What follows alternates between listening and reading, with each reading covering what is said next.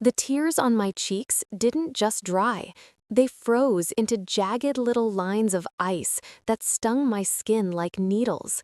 I stood on the other side of the solid oak door, my knuckles raw and bloody from pounding against the wood, listening to the click of the deadbolt sliding home.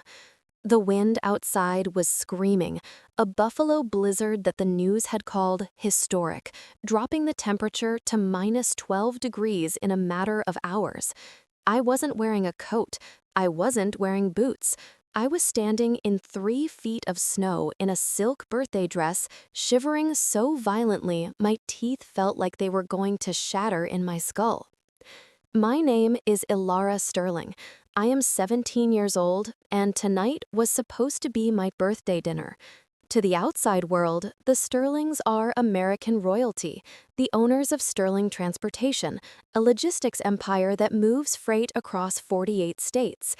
To my parents, however, I am the genetic spare, the invisible daughter kept in the attic of their lives, while my older sister, Bella, gets the showroom floor. Bella is 18, beautiful, cruel, and according to my mother, destined for the Ivy League and the CEO's chair. I was just the mistake they forgot to erase. 10 minutes ago, the dining room was warm, smelling of roast beef and expensive red wine. I was sitting at the far end of the mahogany table, trying to make myself as small as possible. My grandmother, Evelyn, had sent a package earlier that day. It was the only gift I cared about, a heavy, antique silver locket engraved with a compass on the front. Inside, there was a tiny picture of her and my grandfather, Arthur. I had put it on immediately, feeling the cool metal against my skin like a shield. Bella noticed it before the appetizers even cleared. She sat across from me, her eyes tracking the silver chain with that familiar, predatory glint. "That's tacky," Bella announced, swirling her glass of sparkling cider. "Grandma Evelyn has such outdated taste. It looks like something you'd find at a pawn shop." "It's beautiful," I said quietly, my hand instinctively covering the pendant, and she gave it to me. "Let me see it," she demanded, reaching across the table. "No." That one word was all it took. Bella didn't like the word no. She stood up, feigning a stumble, and lunged across the table. Her manicured fingers clawed at my neck. I tried to pull back, but she was faster and stronger. She yanked the chain. I heard the sickening snap of metal, and then the locket flew across the room, hitting the stone fireplace hearth with a hollow ping. The hinge shattered. The tiny photo of my grandparents skittered across the floorboards. Bella didn't gasp. She smiled, a quick, sharp smirk that vanished the second my mother turned her head. Then the performance began. Bella threw herself backward into her chair, clutching her wrist, squeezing out instant, practiced tears. "She pushed me," Bella screamed, her voice shrill enough to shatter glass. "I was just trying to fix her collar, and she attacked me. Mom, she's crazy." My mother, Catherine, didn't ask what happened. She never did. She set her wine glass down with a sharp clink, her eyes cold and dead as they locked onto me. "Elara," she said, her voice low and dangerous, "we have guests coming tomorrow for the 50th anniversary gala. We cannot have a violent, unstable child in this house." "I didn't touch her," I pleaded, scrambling to pick up the broken pieces of the locket. "She ripped it off my neck. Look at the chain." "Stop lying," my father, James, bellowed. He was a large man, a former truck driver who had married into money and lost his spine somewhere along the way. He looked at Bella's fake tears and then at me with pure disgust. "You've always been jealous of your sister, but ruining her wrist the day before she has to play the piano at the gala, that is a new low." "I want her out," Bella sobbed, burying her face in her hands. "I don't feel safe with her here tonight. She looked like she wanted to kill me." Catherine stood up. She walked over to me, grabbed my arm with a grip like iron, and dragged me toward the foyer. "Mom, please," I begged, my heels skidding on the hardwood.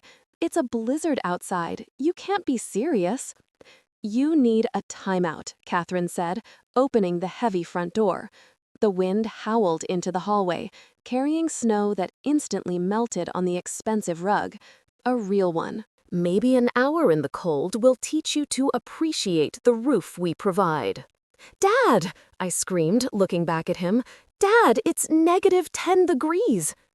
He just poured himself another drink and turned his back. Listen to your mother, Elara. Catherine shoved me.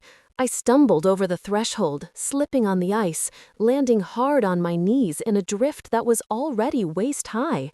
Before I could stand, the door slammed shut. Then came the sound of the lock. That was 10 minutes ago. Now, the cold was no longer painful. It was becoming heavy. My fingers were turning a waxy white color I had only seen in medical textbooks. The wind whipped my hair across my face, freezing it to my cheeks. I huddled against the brickwork of the house, trying to find shelter from the biting gale, but there was nowhere to hide. The house was dark. They had turned off the porch light. They weren't coming back in an hour. They were going to let me freeze to prove a point. My heart rate was slowing down. I felt a strange, terrifying urge to just close my eyes and sleep. I knew what that meant. Hypothermia was setting in.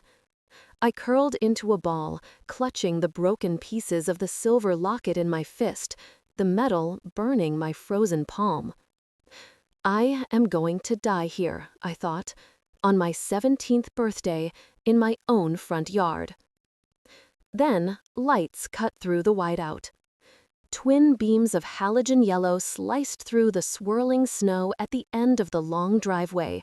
A massive black vehicle was plowing through the drifts, engine roaring against the wind. It wasn't my parents' car. It wasn't the police. It was a customized Lincoln Navigator with heavy-duty tires. The truck skidded to a halt 10 feet from where I lay. The doors flew open before the engine even stopped. A figure jumped out, tall, wearing a heavy wool coat and a fedora that I recognized instantly. Elara!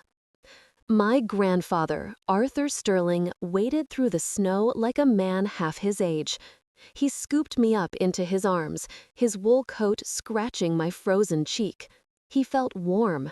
He felt like life. "Get her inside, now!" a woman's voice shouted from the driver's seat. My grandmother, Evelyn. Arthur threw me into the back seat and slammed the door, instantly cutting off the roar of the wind. The heat in the car was blasted to the maximum. He wrapped a thick thermal blanket around me, rubbing my arms vigorously. "I've got you," he whispered, his voice shaking with a rage I had never heard from him before. "I've got you, little bird." "Grandma," I chattered, my teeth clacking together so hard it hurt. How did you know?" Evelyn turned around from the front seat.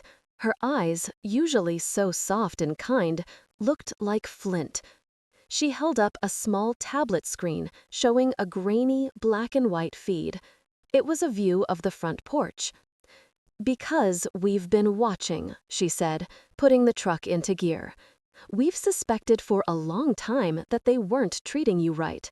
We installed the long-range cameras last week." She stomped on the gas, and the heavy truck tore away from the house, leaving the darkness behind. "Where are we going?" I whispered, looking back at the house that had almost been my tomb. Arthur pulled me tighter against his chest. He reached into his pocket and pulled out a red leather binder. He placed it gently on the seat next to me. "We are going to the Ritz-Carlton," Arthur said, his voice dropping an octave, deadly serious. "We have a suite full of lawyers waiting for us." I looked at him, confused. Lawyers? For what? Arthur looked at the red binder, then back at me. "For war, Elara. Your parents didn't just kick you out of the house. According to the trust documents your great-grandfather wrote, they just forfeited everything. He paused, his eyes gleaming in the dashboard lights. And tomorrow night at the Gala, we are going to make sure the entire world watches them lose it. I stopped shivering. The cold in my bones was replaced by something else, something hot, something that felt a lot like justice. 40 minutes later, the shivering finally stopped. I was sitting on a plush velvet sofa in the presidential penthouse of the Ritz-Carlton downtown, wrapped in a thick Egyptian cotton robe that cost more than my father's entire wardrobe. The room smelled of expensive leather and brewing coffee, a sharp contrast to the biting wind that had nearly killed me an hour ago. My hands were wrapped around a mug of steaming hot chocolate, but my eyes were glued to the man sitting across from me in a wingback chair. Harrison Wells wasn't just a lawyer. He was a shark in a three-piece suit. He had been the Sterling family's legal cleaner for 30 years, the man who made problems disappear. Tonight, he looked at me not as a problem, but as a solution. "Are you warm enough, Elara?" my grandmother Evelyn asked, placing a gentle hand on my shoulder. "I'm fine," I said, my voice raspy. "I want to know what's in the binder." Grandfather Arthur leaned forward. He placed the red leather binder on the marble coffee table and opened it with the gravity of a priest opening a Bible. "Elara," he started, his voice rough, "I need you to understand something before you see this. I never trusted your mother. Catherine was ambitious. When she married James, I suspected she was looking for a payout, not a partner. But I didn't know how deep the lie went until last week." He slid a single sheet of paper across the marble. It was a DNA analysis report from a private lab in Zurich. I scanned the lines, my brain struggling to process the medical jargon until I hit the summary at the bottom. Subject: Isabella Sterling. Paternity match to James Sterling, 0%. Subject: Elara Sterling. Paternity match to James Sterling, 99.9%. The mug slipped from my hands and thudded onto the carpet, luckily empty. "Bella isn't Dad's daughter?" I whispered. "No," Evelyn said, her voice dripping with disgust. "She isn't a Sterling. Catherine had an affair 18 years ago, likely with her old boss at the bank. She passed Bella off as James's child to secure her place in the family dynasty. James has no idea. He's been raising another man's child and neglecting his own flesh and blood for nearly 2 decades. The room spun. It all made sense. The way Catherine doted on Bella, the way she looked at me with that cold, distant tolerance. I was the constant reminder of the husband she trapped, while Bella was the child of the man she actually wanted. "This is fraud," Harrison Wells said, speaking for the first time. His voice was smooth like polished gravel. "Paternity fraud, specifically. It creates grounds to challenge Bella's status as a beneficiary, but that takes years in court. What happened tonight? That gives us the keys to the kingdom right now." He flipped the binder to a section tabbed in yellow. It was a copy of the original Sterling family trust, dated 40 years ago. He pointed to a paragraph highlighted in neon orange. "This is the Abandonment Clause." Harrison explained, "Your great-grandfather was a hard man, but he was protective. He wrote a provision that states if any trustee, that's your parents, endangers the life or physical safety of a primary beneficiary, that's you, their rights to the trust are immediately revoked, not suspended, revoked." He pulled out a tablet and tapped the screen. The grainy black and white footage from the porch camera played. It showed Catherine shoving me into the snow. It showed James turning his back. It showed the door locking. "We have video evidence of them pushing a minor out into life-threatening conditions without protection," Harrison said, a predatory smile touching his lips. According to the National Weather Service, the wind chill was -12. That is attempted manslaughter in the eyes of the trust. The moment that lock clicked, they breached the contract. Arthur looked me dead in the eye. The bylaws are clear. If the trustees are removed for cause, the assets don't go to the state. They transfer to the next available biological heir of legal standing, or, in the event of an emergency, the heir who has been wronged. He paused, letting the weight of the words settle in the room. At midnight tonight, you turn 17. In the eyes of the corporate bylaws, combined with this breach, you can be granted emergency emancipation and control.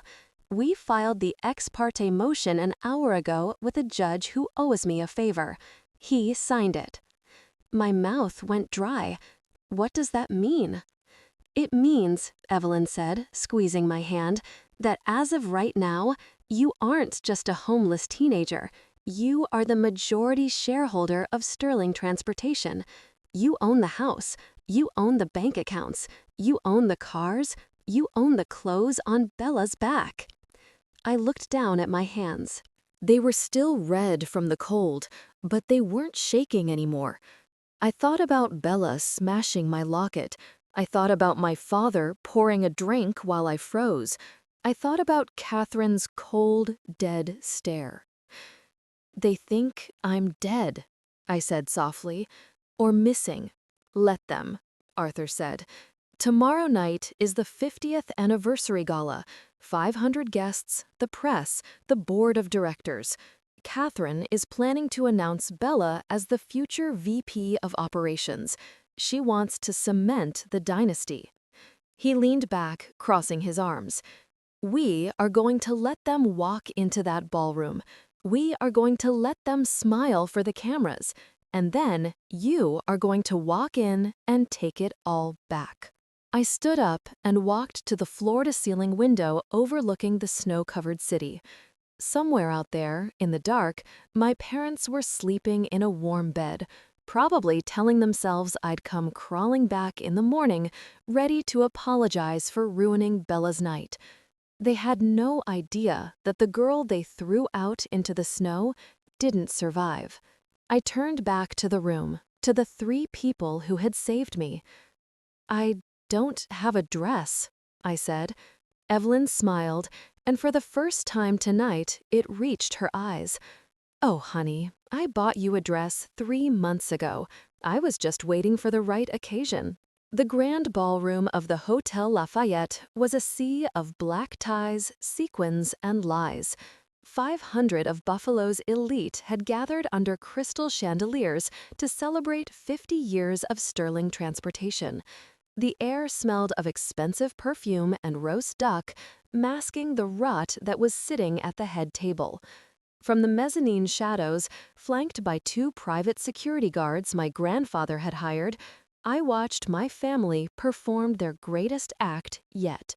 My mother, Catherine, was wearing a crimson gown that looked like spilled blood against the white tablecloths. She was holding court with a local news crew, her hand resting protectively on Bella's shoulder. Bella looked radiant in a gold dress that I knew cost $4,000, money that should have gone into my college fund. My father, James, stood slightly behind them, sweating through his tuxedo, clutching a whiskey glass like a lifeline. "We are just so proud," I heard Catherine say, her voice amplified slightly by the acoustics of the room. "Isabella is stepping up as the new vice president of operations next month. She represents the future of this family."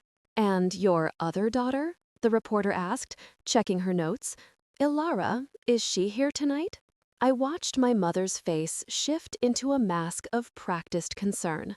She lowered her voice, leaning in as if sharing a tragic secret. "Poor Elara. She's struggling. She's at home resting. She had a bit of an episode yesterday. We're handling it privately." An episode? She was calling the hypothermia she caused an episode. "It's time," my grandmother Evelyn whispered beside me. She adjusted the strap of the dress she had been saving. It wasn't just a dress, it was armor, floor-length liquid silver silk that shimmered like moonlight on snow, with a high neck and an open back. It was elegant, severe, and impossible to ignore. "Remember," Arthur said, his voice low, "you don't just walk in there, you own the room." I nodded. The fear I had felt in the snowbank was gone, replaced by a cold, sharp clarity. I signaled the security team. Down on the floor, the string quartet was playing a soft waltz. The double doors at the back of the room swung open with a heavy thud. I didn't wait for announcement. I just walked. The click of my heels on the marble floor cut through the music. At first, only a few people turned. Then, a ripple of silence spread outward from the entrance. Heads turned, drinks stopped halfway to lips. The whispers started instantly. "Is that Elara? I thought she was sick. Look at that dress." I walked straight down the center aisle, my gaze locked on the head table. I didn't look at the guests. I didn't look at the cameras. I looked straight at the 3 people who had left me to die. James saw me first. His face went the color of ash. He dropped his glass. It hit the table, shattering and spraying amber liquid over the white linen, but nobody cared. They were too busy watching the resurrection. Catherine's smile faltered. For a split second, I saw genuine terror in her eyes, the look of a woman who realizes her victim survived the hit. But Catherine was a professional. She recovered in a heartbeat, plastering on a wide, relieved smile, opening her arms as if to embrace a prodigal daughter. "Elara!" she called out, her voice pitching up too high. She rushed around the table, heels clicking, trying to intercept me before I reached the stage. "Oh, honey, you felt well enough to come. We were so worried." She reached for me, aiming for a hug that would look great on the evening news, a hug that would silence the rumors. I stopped moving. I didn't flinch. I just waited until she was inches away, and then I took one deliberate step back. "Don't touch me," I said. My voice wasn't loud, but in the sudden silence of the ballroom, it sounded like a gunshot. Catherine froze, her arms still open in the air. The smile twitched on her face. "Elara, sweetheart, people are watching," she hissed through her teeth, her eyes darting to the cameras. "Don't make a scene." "I'm not making a scene, Mother," I said, loud enough for the first 3 rows to hear clearly. "I'm making an appearance. There's a difference." I sidestepped her like she was a piece of furniture and kept walking toward the head table. Bella was sitting there, frozen, a forkful of salmon hovering halfway to her mouth. She looked at me with a mix of confusion and annoyance, like I was a bug that had crawled back out of the drain. "What are you doing here?" Bella sneered, dropping her fork. "Did you break out of your room? You look ridiculous." I walked right up to her chair. I leaned down, placing my hands on the table, invading her space until I could smell the expensive Chardonnay on her breath. I smiled, and I made sure it was the coldest thing in the room. "I like the dress, Bella," I whispered, my voice smooth and dangerous. "Gold suits you. It's flashy, expensive."